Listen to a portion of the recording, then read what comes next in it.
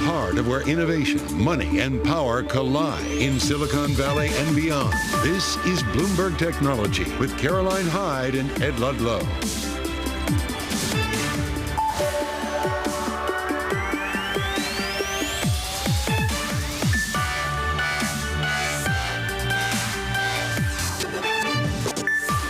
I'm Caroline Hyde at Bloomberg's World Headquarters in New York. And I'm Ed Ludlow in San Francisco. This is Bloomberg Technology. Coming up, we'll break down what we can expect from this Cyber Monday shopping. CEO of a leading data platform, Klaviyo, is with us.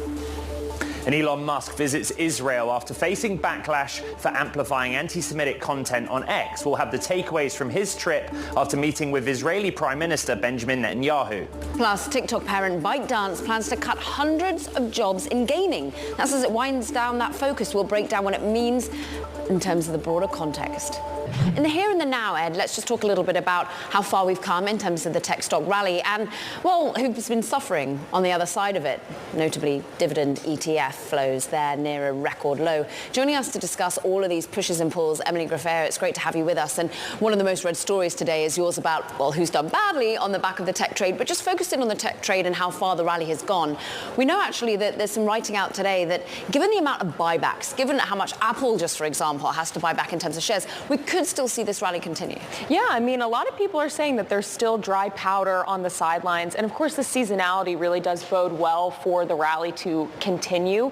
We know that big tech has really driven most of the gain. So I think when you look at this dividend story, it's just another example of just how much the rally in the stock market this year has been basically taken over by the gains in mega cap technology stocks. You know, and part of the story is like about missing the boat. I was crunching the numbers, looking at the S&P 500 year to date, information technology or telecoms subsector year to date, 50% gains in tech basically. But a lot of the strategies that you're writing about, they don't touch tech, so they kind of miss out. Yeah, that's right, Ed. I found the port function on the Bloomberg terminal very helpful in writing this story, because if you run that on a number of these dividend ETFs, you take a look at SDY, which is from State Street, they don't really have a large weighting to information technology. They have about a quarter of their weighting to consumer staples, utility, healthcare, sectors that have declined this year and really haven't benefited from that AI euphoria that has powered the top of the S&P 500. Then you take a look at VIG, that's Vanguard's Dividend Appreciation ETF, and Port shows that they have about a 25% weight for information technology, and that's one of the best performing dividend ETFs, up 9.6%. So again, underperforming the S&P and the NASDAQ, but at least that large concentration in information technology did help that ETF. What's interesting is, of course, this week, we don't just have macro things to be looking out for, but there are the idiosyncratic earnings. Just think Salesforce, for example. Are we likely to still see AI be the exuberant force for those sorts of companies? I think so, Caroline. I mean, I think these companies are going to continue to juice out that theme, at least for the rest of the year. It is interesting when we look at, all of these sectors, are we going to see, just like how the internet at first kind of dominated tech and then it expanded and now pretty much every company uses this technology, are we going to see that expand to other companies? Earlier in the year, we had companies like Kroger kind of mentioning AI. That seemed to fizzle out a little bit, but we'll have to see if these companies actually do manage to capture this technology that has been so beneficial for the mega caps, the Microsofts. All right, Bloomberg's Emily Graffeo with pretty much the top story across all Bloomberg platforms this Monday. Thank you very much. Meanwhile, it is a big day today for many big tech companies in the e-commerce business, with Cyber Monday in full swing. Joining us to discuss is Klaviyo CEO Andrew Bialecki. And Klaviyo, a leading data platform, but in retail and the e-commerce space. You went public earlier this year, and we'll get to that. There seems to be a lot of upgraded expectations for Cyber Monday based on how strong Black Friday was. Are you seeing that in your data as well? Yeah, well, first off, thanks for having us. It's a super exciting week. It's the biggest week of the year for many of our customers. We power smarter digital relationships, help businesses understand who their customers are, and then communicate with them, build great experiences across email, SMS, and mobile. So it's a great period for businesses to grow. And we're seeing, as usual, Klaviyo's powering that. On Black Friday, we had more than 300 million messages sent during our peak hour. And part of the way that we make the messaging and the experiences between businesses better is using artificial intelligence. Our product recommendation engine generated over 1 billion recommendations that were embedded in those emails. And most critically, that resulted in real growth for these businesses. In the peak hour on Black Friday, Klaviyo businesses generated over $50 million in sales directly attributable to the messaging they were sending through Klaviyo. And so interestingly, we found that the trend was a lot of people were sending messages earlier in the day, but the actual best conversion time was towards the middle. So we saw the most conversions, most customers buying between 11 and noon on Friday. So Andrew, what is your expectation, the Klaviyo expectation for Monday then, right? We go off Adobe Analytics data as a proxy. They said 9.8 billion spent online Friday. Their expectation is 12.4 billion this Monday, Cyber Monday being the bigger window. Do you see a bigger window of activity for you guys too? Yeah, well, from the businesses that I've talked to and looking at our numbers, Black Friday was great. We're only part of the way through Cyber Monday, so we'll wait and see what happens the rest of the day. But one of the big trends that we've seen playing out is consumers are buying from brands they love.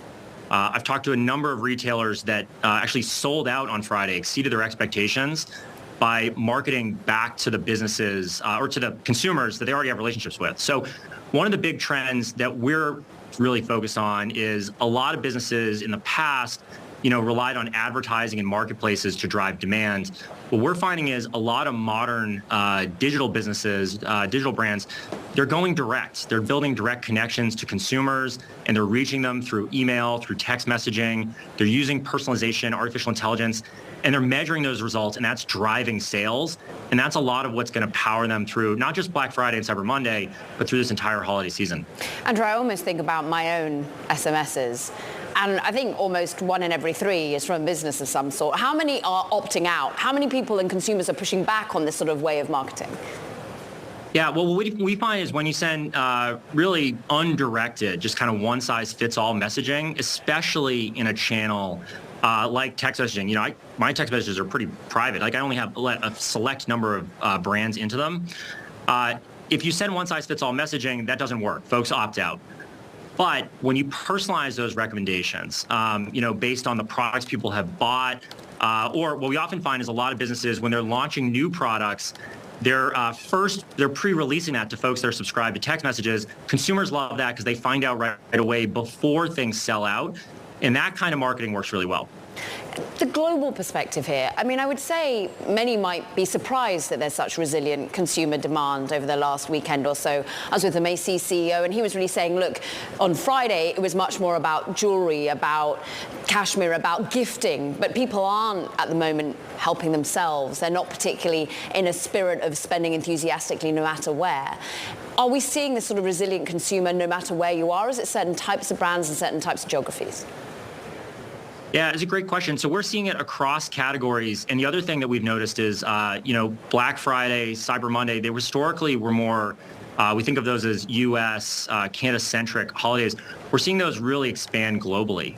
We saw activity pick up across the Klaviyo platform starting, really early, even in Asia. So one of the trends is I think that this is becoming more of a global holiday and less just domestically centered.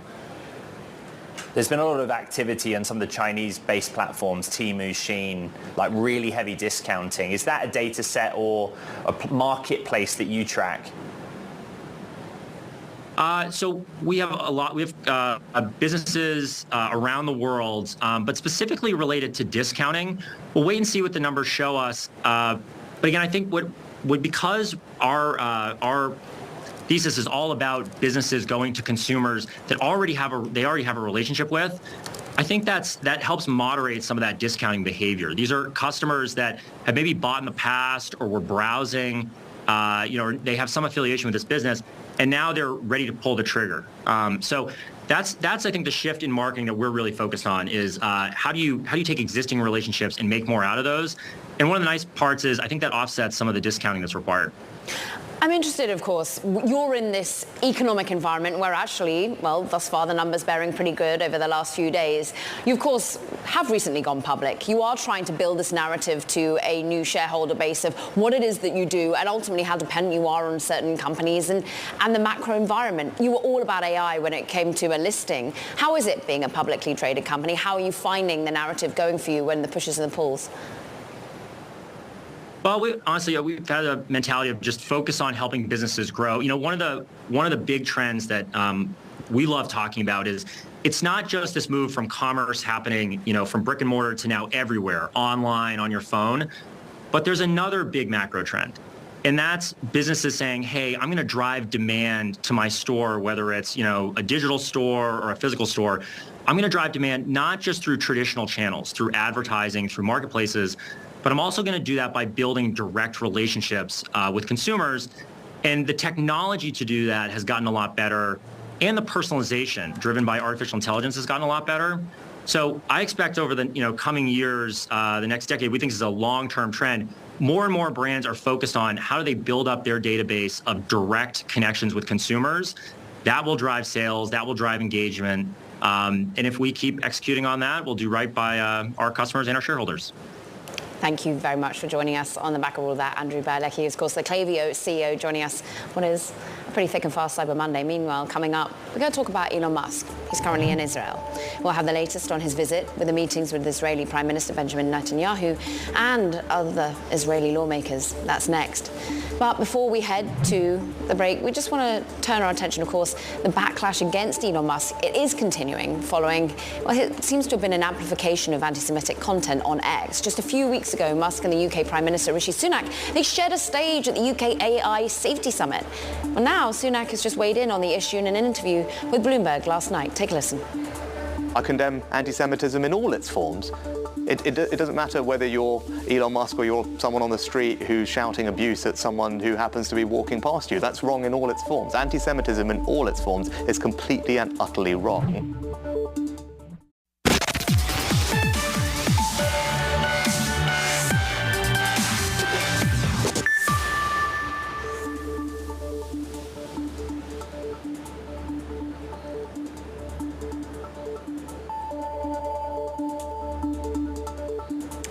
Some pictures there, as you see, of Elon Musk earlier in conversation with Prime Minister Benjamin Netanyahu in Israel. He, in fact, also took to his own social media platform, X, to continue that conversation with Netanyahu. And we just want to sort of understand the context here and indeed, well, whether or not it's basically helping the business of X at this moment, given the backlash about his seeming, well, signing on or at least amplification of certain anti-Semitic views across his platform. Joining us now is Max Chafkin. And Max, this does ultimately feel like a bit of a PR exercise to go to Israel. Is that how it's been interpreted? Yeah, absolutely. I mean, Elon Musk is very much, of a piece with other, he's almost like a world leader, right? He like in the same way that like a politician might fly to a war zone in order to combat a crisis at home. We have X, the platform formerly known as Twitter, dealing with a huge advertiser pause, tens of millions of dollars in potential lost revenue. And we have Elon Musk trying to combat these accusations of anti-Semitism, by showing up in Israel and doing an event with Prime Minister Netanyahu. I think what's interesting about this is that Musk has been tied, whether of his own volition or not, to the Israel-Hamas war since the outset, right, Max? Because he does have a tendency to weigh in on whatever the global issue of the day is. There are parallels with the war in Ukraine, for example. What has Musk's position been in all of this, to this point or at varied points? Musk's position on the war in Israel and Gaza has been very, very squishy. And as you said, Ed, it's kind of like just trying to put himself in the middle of it, and when possible, using it to advance his own business goals. We actually had a meeting, in the U.S. with Musk and Netanyahu amid an earlier kind of flap over anti-Semitism. Musk made a bunch of comments. I think he said he was basically Jewish, or he'd gone to a Hebrew preschool. He's tried all sorts of tactics to sort of say that he's not anti-Semitic, short of actually apologizing for the comments that Caroline alluded to just now. Max, a technology story at the heart of this is Starlink. The Israeli Communication Ministry came out earlier and said that a understanding in principle is out. We're looking at pictures of the Starlink map on its website, and the darker blue shades are the coming soon. In other words, Starlink not yet operational in Israel or the Gaza Strip. But what do we know about those negotiations? I mean, this is part of a larger effort by Starlink, which is like the communications arm of SpaceX, to find a business. They launched this thing. It costs a lot of money. It has a consumer business, but I think Musk and others have realized that it also has, bigger, say, defense implications. This could be something that could be sold to governments as a possible communications tool. So I think it's about, trying to create a business here with an eye, to an eventual IPO in the future. And therein lies basically the breadth of what you and so many colleagues are trying to do on this podcast of Elon Inc. It's basically he has so many different businesses. Ultimately, a lot of what perhaps he's doing personally on X has ramifications on a lot of these businesses. How has Starlink been something that people have been nervous about? I mean, Ed referenced that this has sort of been played out a little bit with Ukraine. Yeah, well, I mean, SpaceX in general, Elon Musk's aerospace investments have been kind of a bright spot over the last year or so amid, questions about demand for Tesla cars, amid, his craziness on his personal social media feed. But of course, it started to bleed over. We had this kind of flap over Ukraine where the Ukrainians were accusing Elon Musk of shutting off access. And of course, Musk is getting sucked into this larger geopolitical issue. Yeah. On the other hand, SpaceX, super successful as a defense contractor. It kind of makes sense to find this as a market for Starlink.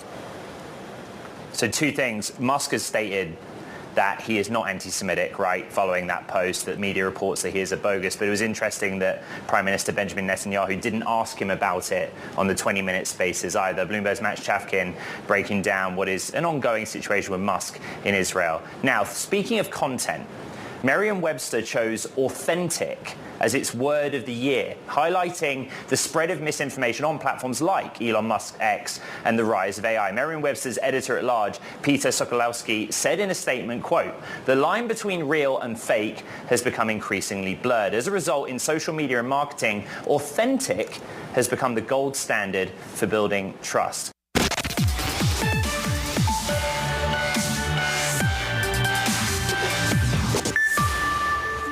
I'm very happy to see Sam back. He's uniquely positioned for stewardship of this very important company. It's much more than just a company. It is benefit of AI to humanity in a much larger way over the next few decades. And I think we've restored the path. That was Khosla Ventures founder Vinod Khosla there, reacting to the news of Sam Altman's return to OpenAI. Khosla Ventures was the first venture firm to back OpenAI. Let's get into it all. The OpenAI drama, what we know, the latest. Bloomberg's Rachel Metz back with me on set. So I kind of guess the big unknown is this tender offer where employees can sell shares to investors. But what you and I kind of discussed on Friday, which seems like a while ago, is that a lot of these staff were willing to put life-changing amounts of money on the line to back Sam Altman. Yeah, I mean, that was part of what people were saying when they were signing that letter saying, if you don't bring Sam Altman back to the company after he was ousted, we may leave and go to Microsoft. And part of what they were saying sort of implicitly there is we may be leaving behind a life-changing amount of money as far as this tender offer is concerned that hasn't yet been completed. That hasn't yet been completed, nor has an interim board to a permanent board. Is that still in negotiations? And ultimately, is it going to get more diverse? Those are really good questions. Right now, we're still trying to figure out a little bit of that. I have been reaching out to people. I know other people on our team have also been doing likewise. There's still a few questions here about how many people are going to be on the board. What is the composition ultimately going to be? Is Microsoft going to have a seat on the board? Things like that, as far as I can tell, are being fleshed out right now. And I'm hoping to know very, very soon, actually. After we had the heart emoji salute thing on X, there was another emoji salute, which was a ship. So something actually happened on OpenAI on the product side while we were all trying to work out what was going on behind the scenes. What was it? You're talking about Q? I'm talking about Q. Oh, okay. Just wanted to make sure. It's been a 5 or 6 days that turned into about 3 weeks. Well, they basically released this new voice product with the like we're still shipping things, and they're like playing with the ship. Yeah. Yes. Okay, wait. So you're talking about bringing voice on ChatGPT to all customers. Yeah. So I asked about that, and I was told that was something that was intended to be shipped out in advance. So this it had nothing to do with the ousting of Sam Altman, but the timing is certainly nice. It's us. Well, we'll see how back they are now and whether the products keep on rolling. Rachel Metz, I mean, what a long few days it has been. It's great to have her all over the coverage.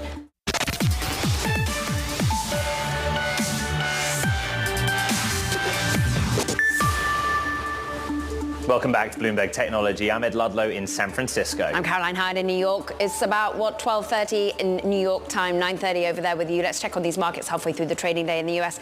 And I'm looking at really managing to still hold on to 0.2% gain on the NASDAQ 100. There has been caution around some of the macro data coming from China, for example. Maybe just a bit of a cool down in overall enthusiasm around the Magnificent Seven since we've had such a run up in those stocks. Nevertheless, still a few of them managed to dominate the leadership boards when it comes to the NASDAQ 100. 5-year yield I shine a line on because we've got yet more auctions in the debt market today. 5-year crucial, actually yields are coming down ahead of that sale. I'm looking at what's happening in the world of crypto. We're just off about a little bit, 37,000 though, still where we're trading. Even though we've got a weak US dollar, many feeling the course the Federal Reserve is done in terms of its hiking cycle. Move on and have a look at what's happening in the individual names though, because as you pointed out a little bit earlier, Ed, it is of course Cyber Monday. Black Friday through Cyber Monday seemed to have been better than many had anticipated. A resilient consumer that helps, of course, well, the likes of Shopify, which is helping some of those companies that want to access that consumer actually sell, and they're having a record set of numbers, and of course that increases their volumes. We're seeing up 5% on the trading day for Shopify.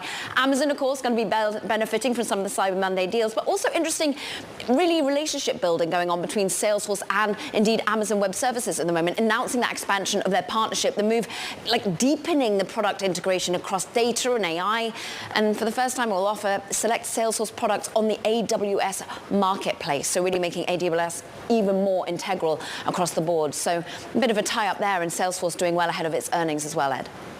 Yeah, and it is interesting to see Black Friday, Cyber Monday move the needle on specific stocks. We haven't seen that in a little while. Let's turn to the shopping that is taking place over this holiday weekend. According to Adobe Analytics, US shoppers will spend up to $12.4 billion online during today's Cyber Monday event. That's based on stronger than expected spending on Black Friday just gone and the popularity of Buy Now, Pay Later features. Joining us now is Rob Goff, VP and General Manager of Retail at Salesforce. And so Salesforce has its own parallel data tracking, very similar to Adobe Analytics. Are you guys also updating and upgrading what you expect this Cyber Monday based on the strength of Black Friday? Yeah, that's right, Ed. We at Salesforce aggregate signals from billions and billions of shoppers across our platform. So it gives us a bird's eye view of what's happening in the industry. And we're feeling really positive. We saw great results in Black Friday, up 9% in the US, totaling $16.4 billion.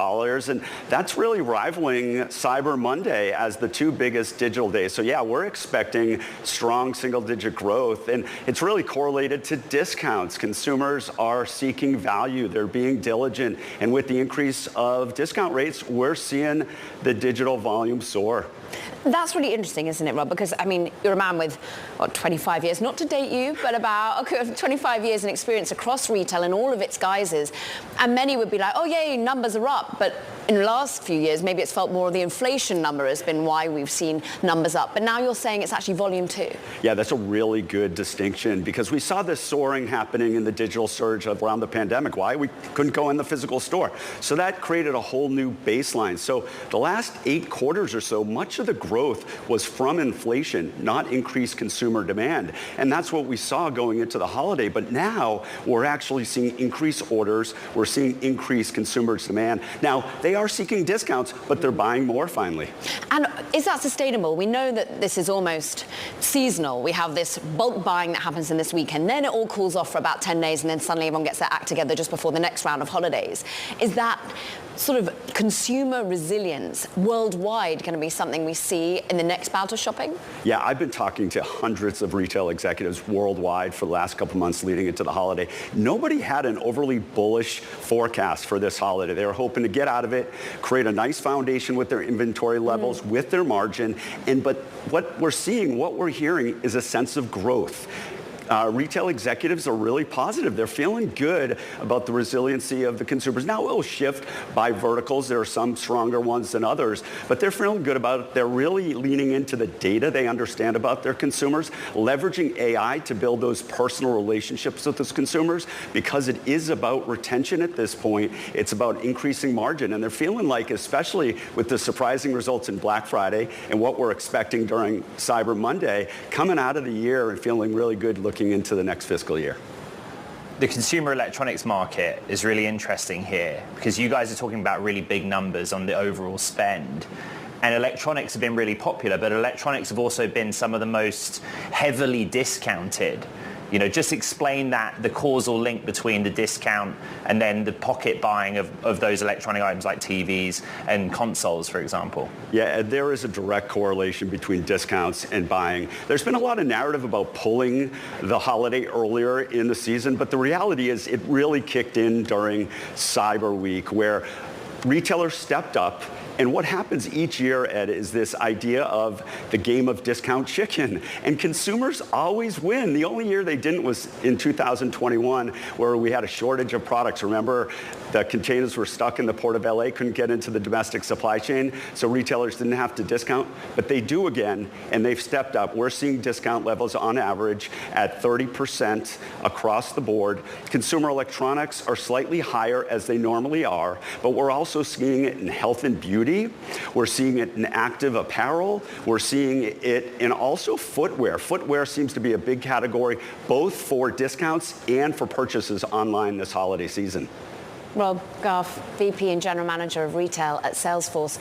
Really want to thank you. Great conversation. And look, we want to stick with sort of the theme of e-commerce and shopping because Entropy is a verification company. It uses AI technology to authenticate luxury goods in particular. In fact, it's recently partnered with TikTok Shop to verify goods sold on the platform. We want to be now welcoming the founder, the CEO of Entropy. It is Vidyut Srinivasan. And Vidyut, fascinating way in which we're seeing people now buying direct from their social media platforms and wanting to have that trust element. You're using artificial intelligence just to make sure that decades and of hundreds and hundreds of these goods that you're able to analyze, you can then at the click of a switch be able to analyze the product that you're buying, right? That's exactly right. We've been at this for years, and our goal is to be a trustworthy standard.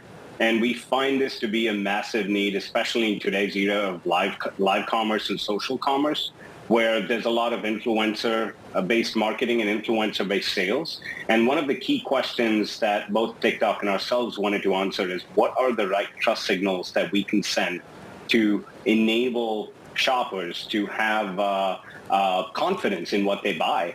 And so we enable this service, which is on demand. And the idea is you take a few images of different items that are in front of you, ideally if you're a seller of these products. And the verification happens on the cloud. It's all based on AI algorithms that understand the minutia between real and fake product. And the output of it, generally speaking, is a certificate. And the key aspect of this is that certificate is verifiable. It is backed by a financial guarantee. And to me, it feels like TikTok is ahead of the curve in understanding that this trust is absolutely necessary when you don't know who you're buying from or what exactly you're buying. Vidya, if we were just showing pictures of what the experience is like from the consumer's perspective, let's go deeper. Explain the technology, how the underlying technology works. Sure. So when we started this certification platform, the idea was that there's got to be some differences between real and fake product, especially in an era where the genuine manufacturers of these products have vertically integrated all the way from raw material sourcing up to retail and selling their product. So the question was, is there a different standard of production and manufacturing between real products and fake products? And we managed to answer that using AI. So we built algorithms that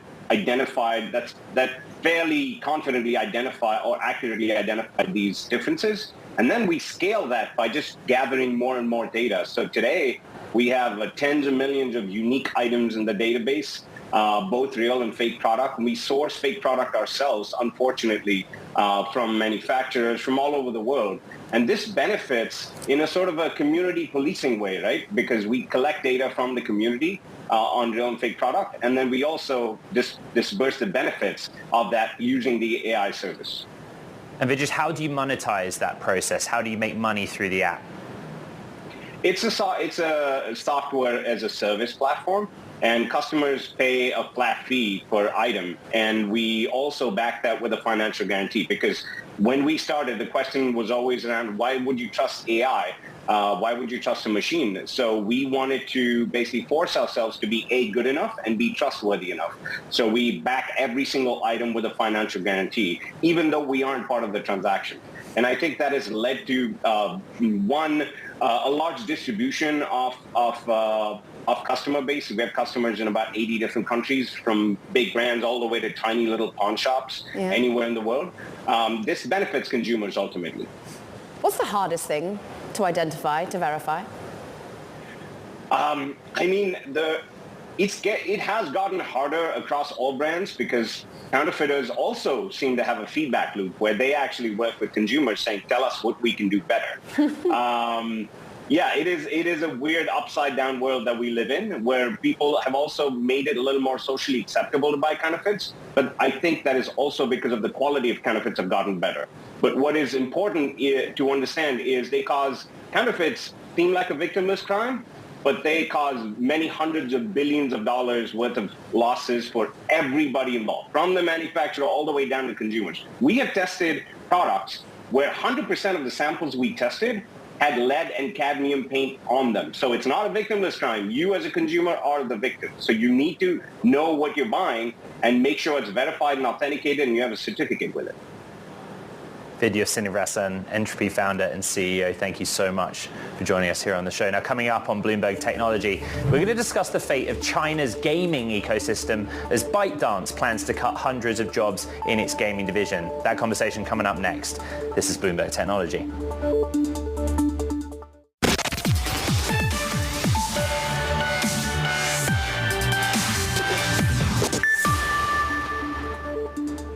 Okay, time for Talking Tech. First up, Chinese President Xi Jinping will visit Shanghai for the first time since its COVID lockdown, according to local media. He'll visit the Shanghai Futures Exchange and several tech giants operating in the megacity on Tuesday to try and boost a waning private sector sentiment. And sticking with China, Alibaba has shuttered its quantum computing research lab, a sign that the Chinese e-commerce and cloud operator is considering more cutbacks to bulk up the bottom line. The lab's closure will result in the loss of just 30 staff. Plus, Alibaba co-founder Jack Ma has a new venture, Hangzhou Ma's Kitchen Food, which he set up last week with an initial registered capital of 10 million yuan. That's $1.4 million. The business involves the sale of packaged agricultural products, according to information from China's National Enterprise Credit Information Publicity System. Caro. Let's stick on China. In particular, let's talk about ByteDance, because it's the owner of TikTok that we know here, but it's also planning to cut hundreds of jobs in gaming and wind down its showpiece brand, Nuverse, in a major withdrawal from the sector, according to sources. Now, a closure that marks ByteDance's biggest retreat from a once booming gaming industry, dominated, of course, by Tencent and its smaller foe, NetEase. For more, we're really pleased to be welcoming Lisa Cosmas Hansen, President and CEO of Nikko Partners, a market research and consulting firm covering the Asia games market in particular and its consumers. You are the perfect voice, Lisa. And ultimately, was this a game of market share? Were they unable to take on the giant of Tencent? Ultimately, it may have been that, but I don't think that the games industry has ever been ByteDance's primary focus. You know, TikTok and Douyin, as it's known in China, are just huge forces to be reckoned with around the world. And ByteDance entered the game space with Nuverse several years ago, but it really doesn't have a strong percentage of their global revenues in any given year. They have some flagship brands that they acquired, such as Moonton's Mobile Legends Bang Bang, but that's really well known throughout Southeast Asia. It hasn't even launched yet in China. This could be just at the 5-year mark. They're looking at their what their 5-year plan might have been and saying, maybe we need to restructure a bit. It's good to set the scene because like Tencent is the giant, not just in China, it's the gaming giant globally. And even if ByteDance kind of pulls back from the content title side, TikTok is such an in. Every time I'm on TikTok, there is some video games related content in there. Do you feel like that's kind of the secret weapon that ByteDance has to make money in gaming?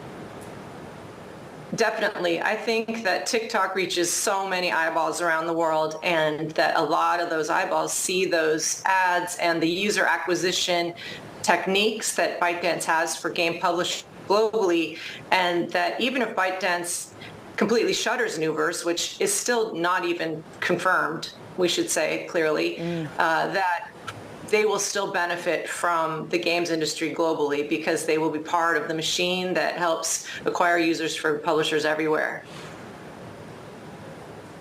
Lisa, the big regulatory crackdown on gaming in China was very much and a socialist mantra around, what society is exposed to. Does that regulatory risk remain in China if you're a video games maker? The regulatory landscape in China has always been, in the 20 years I've covered that market, and will always be the number one hurdle to, a known entity for game companies anywhere, even if they're domestic and if they're international, certainly, to be able to launch games and then have, success in that market. But I think that most of the regulatory changes are behind us now, and that people have some stronger footing to move forward. I think that as we look at regulations in China, as with all markets around the world, companies need to respect the laws of that country that they're trying to enter. And then, there's still huge amounts of money to be made in the Chinese games market. Any given year, even this year, it's almost $50 billion in revenue in China alone. Yeah. And so I think that that's a big part of the global market, and there will be benefit there for all companies. And that's why we saw some pretty high-profile acquisitions. I mean, notably, ByteDance made one itself. Back in 2021, I think it was, it splurged $4 billion in buying up Shanghai Muton Technology. Bloomberg's reported that they're likely to spin off, sell that at least. Is there a market to be selling into this environment at the moment? Are gaming studios very valuable, or less so than prior to the regulatory crackdown? Well, I think that there's a lot of internationalization of Chinese companies to the rest of the world in terms of mergers and acquisition or sell-offs or more. And if ByteDance were to sell off Moonton, then that game, their game, Mobile Legends Bang Bang, is very popular throughout the world. And I think that they would have a buyer waiting for it. There are rumors that they would sell off Moonton. Again, I don't think that's ByteDance's mainstay business, and there has been a ripe appetite for acquisitions, particularly out of the Middle East, such as in Saudi Arabia, with the Public Investment Fund or Savvy Games purchasing recently Scopely and already dedicating $38 billion to investments of any kind of company or studio to be able to build Saudi Arabia's games industry, probably with an eye on becoming what China has become. So it's not surprising that there would be acquisition around the world, and that Moonton would be one of the brands that might be something that people would be interested in. I was a bit surprised that ByteDance might want to sell it off because it is a well-known brand, and that game, Mobile Legends Bang Bang, is one of the biggest mobile esports titles around, and they're about to launch in China. So why they would sell that off, I'm not sure, and I'm not sure that they will. It really depends what the extent of the restructuring of Nuverse really is. Lisa Cosmos-Hanson, President and CEO of Nico Partners, thank you so much for joining us.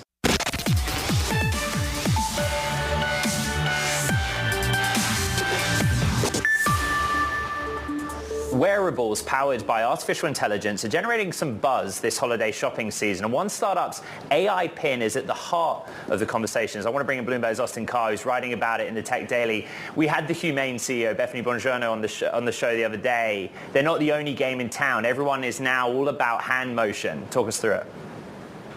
Yeah, so I think everyone's trying to figure out in this sort of new era of digital interaction, what's the next step beyond a keyboard, beyond a mouse, beyond a touch screen? And with Humane, their AI pin, they're using sort of a laser beam from an AI lapel pin, beams up onto your hand, and you sort of interact with it by motioning, clicking with your fingers and thumb. And Apple, Meta, everyone's following suit with trying to figure out what gestures, what interactions are going to work more quickly than actually touching buttons in person. And I think, it remains to be seen whether this technology will be taking off. But for decades, people have been really thinking about, what's this new interaction model? What's this future of design when it comes to virtual reality? And it's not always worked, these sorts of gestures. Just take Google's Nest Hub, for example. Yeah, I mean, you could, if you have a Google Nest Hub, the sort of tabletop tablet right now, you can go interact with it using your hands to stop an alarm or press play on something. You can sort of push toward the screen. It's sort of like shoving a ghost. It's a little weird, a little unnatural. You might find using your voice is easier. But a lot of different companies, are using different gestures to, clenching your fist to quit something. They're using computer vision to read how your hands are interacting, or the Apple Watch even. You can turn it on in accessibility mode in order to play a song or skip an alarm, stop things, have sort of an action button just with the click of your index finger and thumb. So I think it depends on whether this technology is actually going to be useful. Again, right now it's faster sometimes to just click. We're so used to it. But this technology is coming, and a lot of big name tech brands are really experimenting it. Microsoft has been doing it since the 2010s with their Microsoft Connect, playing sort of video games. But it's been difficult to interact with some of these systems, but they're getting a lot better. Shoving a ghost. That's a beautiful analogy to be visualizing. We thank you, Bloomberg's Austin Carr. Appreciate it. Meanwhile, that does it for this edition of Bloomberg Technology. Yep, a big thank you to all of you listening to the podcast, Apple, Spotify, and the Bloomberg platforms. From SF in New York, this is Bloomberg Technology.